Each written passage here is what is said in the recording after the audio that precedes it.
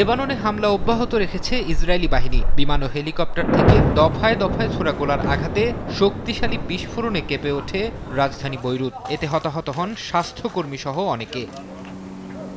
আকাশপথ ছাড়াও লেবাননের ভেতরে ঢুকে অভিযান চালানোর দাবি করেছে নেতানিয়াহুর সেনারা। শুক্রবার এ সংক্রান্ত একটি ভিডিও ফুটেজ প্রকাশ করে ইসরায়েলি প্রতিরক্ষা বাহিনী।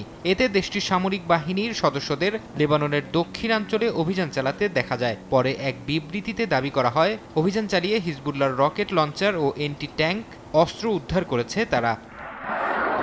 পাল্টা জবাব দিয়ে যাচ্ছে হিজবুল্লাহ। শুক্রবারও ইসরায়েলি ভূখণ্ডে রকেট হামলা চালায় তারা, তবে এতে হতাহতের কোনো খবর পাওয়া যায়নি। গোষ্ঠীটি আরও দাবি করেছে, লেবাননে প্রবেশের সময় মারুন এল রাস নামের একটি গ্রামে ইসরায়েলি সেনাদের লক্ষ্য করে বোমা হামলা চালিয়েছে তারা। এতে কয়েকজন সেনা হতাহতের দাবিও করেছে গোষ্ঠীটি। ইসরায়েলি হামলার কারণে বন্ধ হয়ে গেছে লেবানন থেকে সিরিয়া যাওয়ার মূল সড়ক। এতে চরম বিপাকে পড়েছেন লেবানন ছেড়ে যাওয়া সাধারণ মানুষ।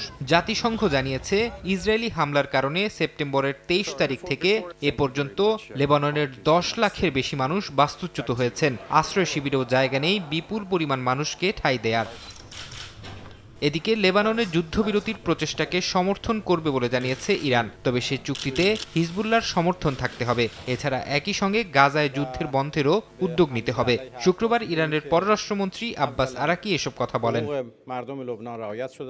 লেবাননে ইসরায়েলি হামলার কারণে নিজ নিজ নাগরিকদের ফিরিয়ে নিতে শুরু করেছে বিভিন্ন দেশ। শুক্রবার বৈরুতের বিমানবন্দর ত্যাগ করে বিদেশি নাগরিকদের বহনকারী বেশ কয়েকটি বিমান। এসব বিমানে ইউরোপ, এশিয়া ও মধ্যপ্রাচ্যের বিভিন্ন দেশের নাগরিকরা ছিলেন বলে জানা গেছে।